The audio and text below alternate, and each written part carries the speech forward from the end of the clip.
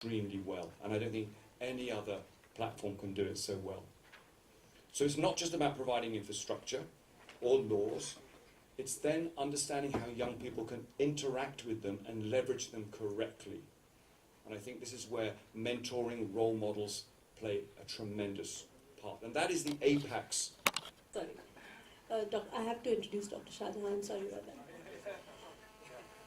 Dr. Shah Jahan is professor with the School of Social Work at Tata Institute of Social Sciences. He is the chairperson of the Center for Community Organization and Development Fact. A very good morning to all of you, and particularly this chief guest of the day, Mr. Rahul Bose, who is equally known in the social sector, probably as equally as in the film, for being a very, very good sports enthusiast. I think we could not have got a better person to be a chief guest for this event. Mr. Matthew Spacey, the brain and energy behind Magic Bus, all the work which Magic Bus is doing, and probably known not only in India but across the globe, is the ideas and energy which he infuses into this.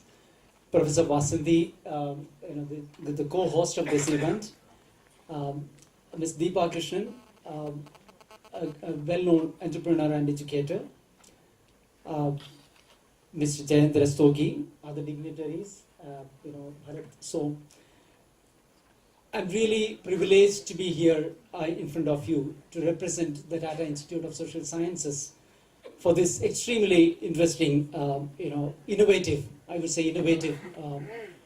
program called Maidan Summit. I think the values, the practices and the ideas of sports, when it is converged with the actions for development, I don't think there can be a better way of combination of things which can significantly transform the lives of people whom we are trying to address, the young of this country. Dr. Vasanthi has experience of over 24 years in the field of teaching and is also a rigorous researcher. She has published over 35 papers in various national and international journals and has been chairperson of Ad Hoc Board of Studies of Physical Education and Academic Council member at the University of Bombay from 2009 to 2012. Her subject specialization includes research methodology,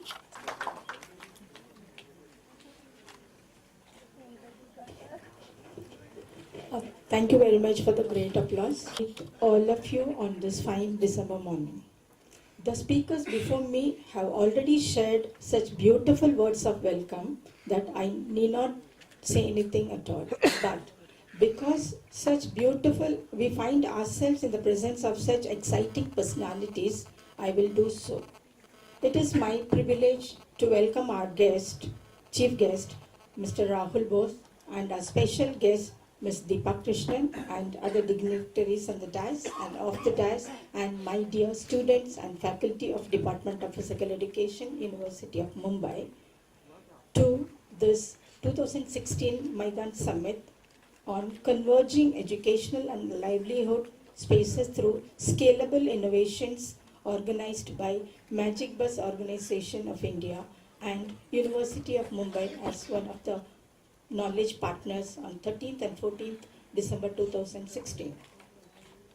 I feel fortunate to be invited to this summit in the capacity of Head of the Department of Physical Education, University of Mumbai. I would like to brief about University of Mumbai, which has established in 18th July 1857, almost 159 years ago. I'm going to talk a little bit about that. He's described as the Indian art house icon by Time magazine and won the Best Actor award at the Singapore Film Festival in 2000 for his performance in Split Wide Open. In 2002 at the Palm Springs Games, from gender justice to the education of children.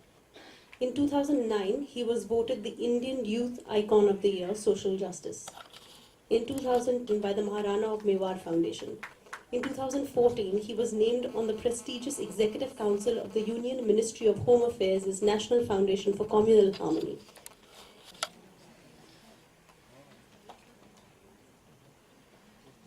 Thank you for that fulsome and very embarrassing introduction. No, Satyajit Ray didn't speak at his own memorial lecture. That would have been a feat in supernatural with Sean Venegal. The good thing about sitting and listening to people talk for 1 hour, 10 minutes is that you get to watch everybody in the audience. And I really envy a few people who have been sleeping so soundly. You come out of the sun, come into a nice, cool, dark room, comfortable chair, silence, which you don't get much in this country and also in this city, and then this very pleasant drone. You require something in the background, whether it's the news, whether it's the radio, whether it's your grandmother cooking in the kitchen, the occasional whistle of the pressure cooker, or one of us speaking. I have seen, and I'm looking at all of you now, right? People who have just been sleeping so beautifully. Occasionally the mouth opens, then it shuts again. Then you realize, oh, you're somewhere. Then you pretend that you're awake, and then slowly you're again hypnotized. And you just can't. You want to stay awake and you can't, and you're being dragged down into this beautiful abyss of sleep. So please, let me not disturb you. I promise not to raise my voice. I promise not to be too interesting. I'll just keep this tone the whole way through, and I hope you can catch another 80 or 120 wings. So it's a privilege being here, not because everybody says it's a privilege being here, but because it's a privilege to have Matthew as my friend. Matthew and I played rugby together in 92, I think, 92, 24 years ago. 98. And yes, there were those kids from Fashion Street who used to come and wash our cars when we parked at the Bombay Gymkhana Club. And they were literally this high. I remember Raju was this high, and I think Anil was even smaller. And at the time, 5 rupees was a princely amount, I suppose. So I used to give them $5 only because it wasn't about the car; it was about the kids. And then I think the greatest testament to what Matthew set out to do was, if Raju was 11, 12 at the time, 10 years later, or maybe 8 years later when he was 19, and he was now playing for the Magic Bus team. Magicians? Yeah. The Magic Bus team at the Bombay Gym. And at the time he used to call me Saab, Gadi Dhona hai Saab. And 8 years later he tackled me on the field and said, Rahul, are you okay? And I said, no. See, it's not about, it's very, very, very, very difficult to genuinely believe in equality. We all love to discriminate. We all love hierarchies. It's always nice to know that you're somewhere on the top of some ridiculous, obscure pile, left-handed, vegetarian, atheist. Yeah, I'm there. But to actually believe in equality, where a boy who used to clean your car can thump you, and the first thing you want to get up and say is, what the f? And then you, of course, never do that with anybody, but then you look at this boy and you say to yourself, clear-eyed, strong, confident, unapologetic, and committed to being excellent at what he's doing. And that, now, if he's going to take your place in the Indian team, how are you going to feel about that? So, I just want to put it out there because I really, it's a privilege, Matt. You're just unfun. You're a lovely human being. You're a lovely man. And 400,000 kids are in safe hands. So I thought I'll do something that no one's done today, which is talk about the connection between sport and what it teaches you in life to move ahead. These are all personal lessons, so they might be stupendously boring, but I have to cater to the sleeping segment also. If any of you know anything about rugby, it's this game with an odd-shaped ball, and it's a game that's very physical. So even somebody who's watched it for 5 minutes will realize that It's intensely physical, and there's an intense amount of physical pressure every moment of the game. In this sport, there are 15 people playing 15 people. I'll wait for you, ma'am. You can finish. I'll wait for you. It's okay. I really will wait for you. Don't be apologetic. If it's important, take it. I'm not joking. Please. The guy must be saying, hello, hello, hello. You put the phone down in your lap. You can finish it. It's not a problem. We all live in the real world. Please, if you have a hassle, please get onto the phone and please finish your work. It's such an intensely physical sport that what happens is, to survive in the sport, you divide the game into 15 channels. And each person has a channel to look after. Literally, geographically, that's how you map it. So, you have to look after your channel, and nobody else is going to do that for you. And if you think you can survive this sport doing your own thing while everybody else is looking after their channel, you will die.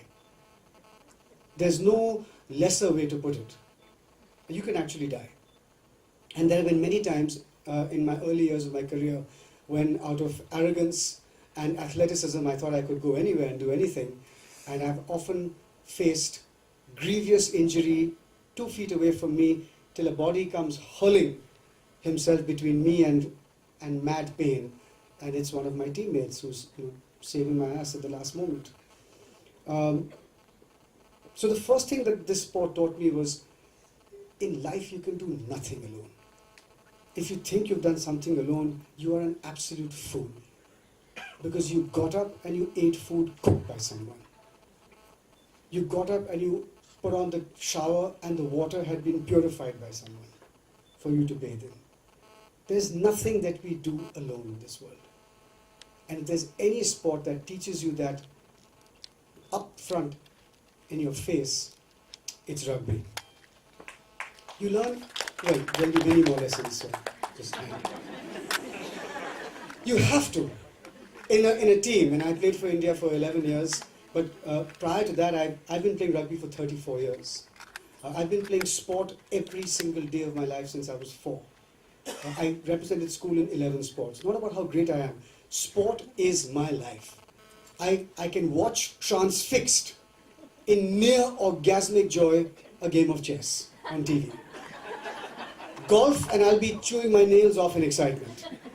That's who I am when it comes to sport. I also understand what it takes, and I hear all these commentators talking about sport and about what it's like. I'm like, you don't know what it's like. Unless you play for the country and you cross that white line, you have no clue what it's like to represent your nation. You have absolutely no idea where. It's like, I think somebody said, Alistair Cook said yesterday, nothing prepares you for England captaincy till you become England captain. It's true. Nothing prepares you to be a national and international sports person till you cross that white line. For example, did you know when you cross that white line, you lose your name? You lose your name for the next 15 days in the tournament, you lose your name. Because every single referee says, India 13, come here, don't do that again. You finish the game and you go for dinner and they say, India, table number 8 and 9. You go in the morning for practice and they say, India, ground number 3. You just don't have a name. You are only known as India. And although 6 people and a dog might know that India has a rugby team, as far as these 5,000 people are concerned in that meet in Singapore, you're India. So if you're gonna start fondling masseuses and you're gonna start stealing bathroom fixtures, that's what India's going to be known for. So you absolutely have to understand that that's the responsibility that no one prepares you for. But here, and I'm not trying to be nationalistic or jingoistic. It's just when you cross that white line, something else happens. Okay.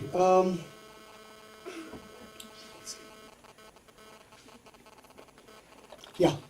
So when I used to lose playing squash as a young teenager, I used to kick my squash racket about 3/4 of a kilometer till I would get to where the car was, and I would make sure the squash racket broke. And I would break a squash racket every week. And when I played rugby and I began to understand what the game was all about, I also understood one thing very clearly, that you can do your best, and that's all you can do. winning and losing is not in your hands. And so every true sports person has understood the Gita's philosophy of being a karma yogi. Winning and losing is not in your hands. Your job is just to do. You have to get there and do. And I'll of course refine that in the sporting field. Say, anything you do in life, you just have to do your best. But once you do your best, let it go. Let it go, and wherever it lands in this universe is something that's not in your hands. It will relieve you of so much stress. All you have to do is to focus on being as perfect as you can be in that job. And the rest of it, don't sweat the small stuff. A similar lesson which happened to us every evening was one day you are there and the next day you are there, even amongst your teammates. You played well against Guam and the top table of all the stars in the team, and you were invited to come and have dinner there. And you slipped 2 tackles against the Philippines and you ate alone or maybe with the 2 reserves who never get a game anyway. But that's the way it is. You know, sports persons are very cut and dried. They don't like the smell of failure. They don't like to be depressed. They want to hang with people who are successful. So this is another flip side of the whole do your best and let the chips fall where they may, which is the day you're on top, you can be sure that 2 days later you're going to be eating with the reserves. And that's just the way it's going to be. And so all you can do is to always, no matter what you do, is focus on how you can get better, how you can improve, and that's the best you can do. There's a thick line between ambition and desire. Ambition says, if I do this, I'll get here. And desire says, I'll do this because I really want to do it. And there is nothing, no purchase to be gained from ambition. And many people, most everyone I know, mistakes and mixes the two up. Ambition is very different from desire. So if I do this film and then I get that award and then I'll get that film, and then of course, then I'll be present to the world. Versus, I just want to do this movie because I love this role and I love the director. Because 5 times out of 10, the movie won't even release. After that, if it releases, will anybody see it if it's released on 26/11? After that, and one of my movies was, and it ran for about 10 minutes. After that, even if it does get released and has people coming to see it, will people like it? So by the time you get down to where you think your ambition will take you, you've already played a losing game. Whereas desire is what sport teaches us. Today I will play my best and I will just do it because I love it. I cannot do it thinking if I do this, I'll get there, I'll get there. There is no tomorrow. It is today and it's that game. Never be afraid to do something on your own if you know it's the best, in the best interest of the team. So I remember once we were in KL, we were playing a tournament and it was a tough game and we had 2 days off. And everybody normally would just mope around the hotel room, getting depressed, and that whole depression thing would start catching, and then the blackboard session would go off badly, and the next day's practice would be everybody snapping at each other. So I just decided to speak to the hotel, get a young guide who would take us around the city in a bus. And KL is a great place to see. So and it was like, come on, Bose, what do you mean getting us into a bus and going? I'm like, listen, let's just go, let's just see, we can get off somewhere and then we can just come back. But we did the whole thing. Even if the wonderful architecture and the fantastic scenery, went over their heads, what happened was in that bus, we began to just be friends again. We began to talk, we began to just break the ice, we began to crack our normal, extremely cruel, incredibly politically incorrect jokes about each other, which I really cannot even repeat even to myself because NGO Rahul will commit suicide just listening to those jokes. So that's what happened in those 2 or 3 hours. I was never afraid to make a move on the field that wasn't discussed in the blackboard session. Because if I found there was an opening, I was going to take it.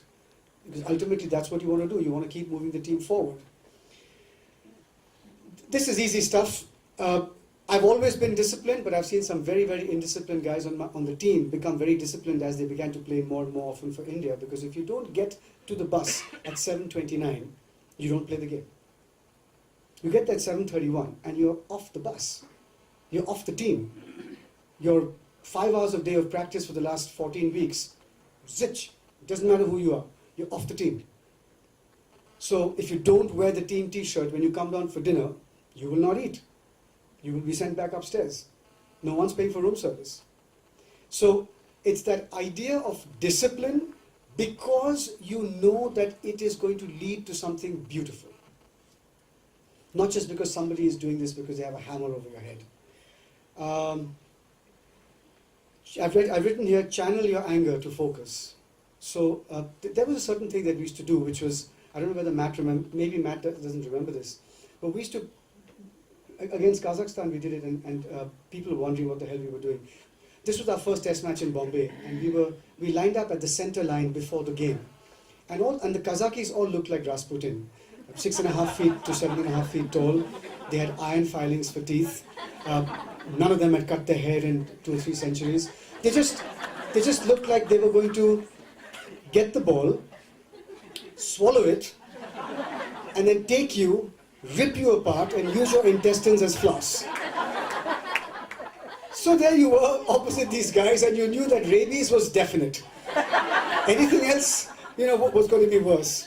So you stood on the center line. All of us had decided to stand on the center line, and because you play in channels, we stood there and I went, "That's my man, I got him. That's my man, I got him. That's my man, I got him. That's my man, I got him. That's my man, I got him. That's my man, I got him. That's my man, I got him. That's my man, I got him."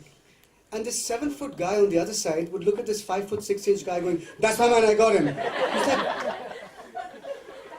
what is that? Like, who's this creature? But gradually, he began to understand that this was an insane person. That this is a person who had no rationale. So now, when he began to engage with us, there was this element of doubt. That maybe this guy is a young cannibal.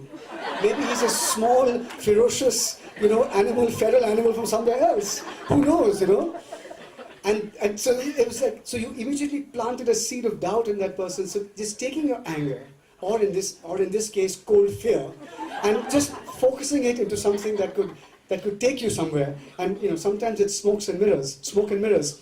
But we played our greatest game against Kazakhstan. They were rated, we were ranked at the time, I think, 91 or 92 out of 109 countries playing rugby, and they were rated 53, and that's a huge gap.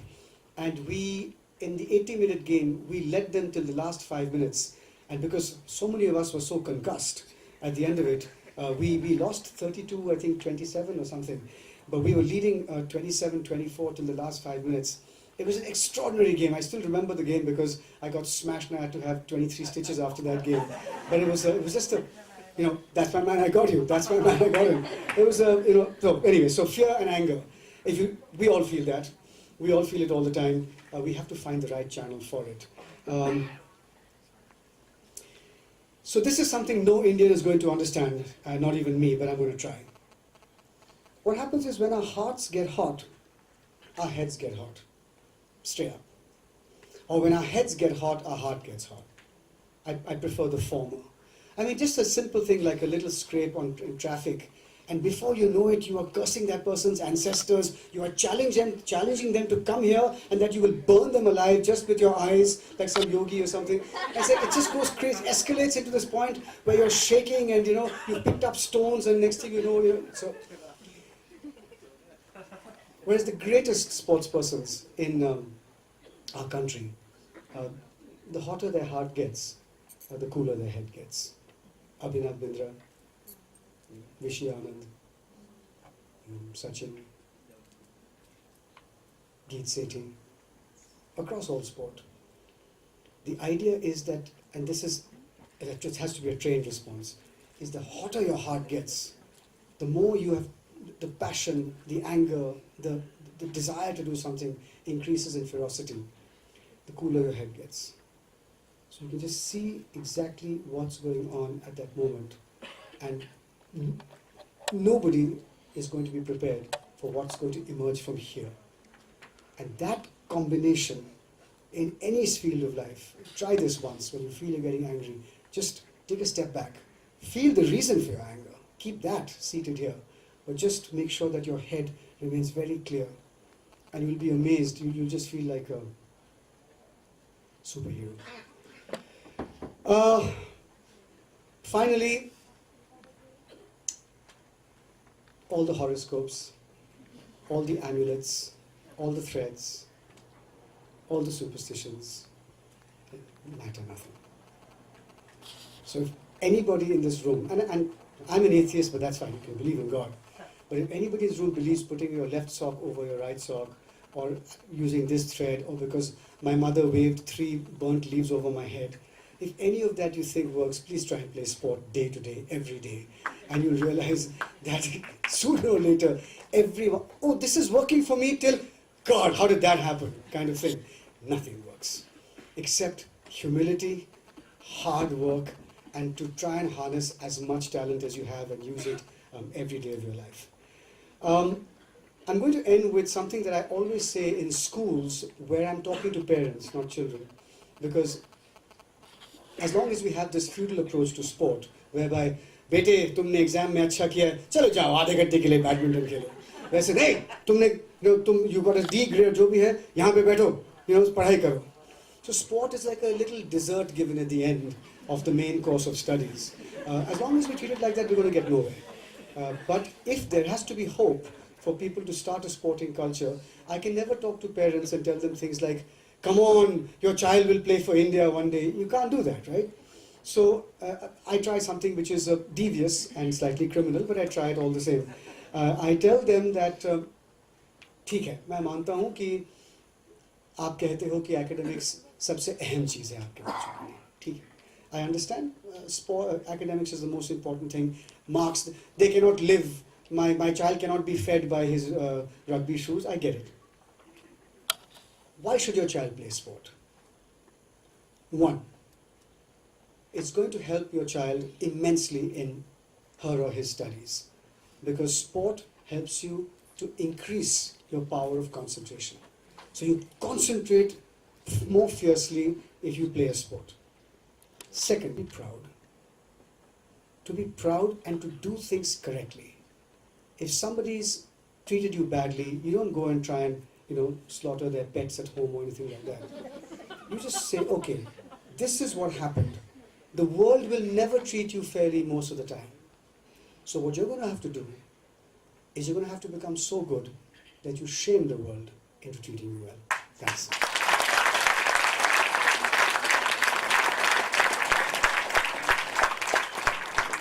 The problem with someone who speaks this well at the end of a panel is that you have to come on up.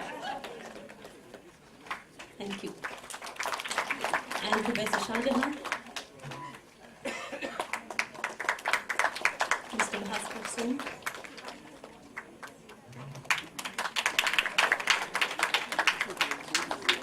Ms. Deepa Krishnan, whom I kept calling Deepa as a general,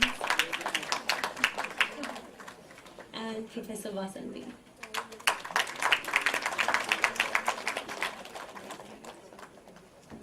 And I do believe we have one for you as well, ma'am.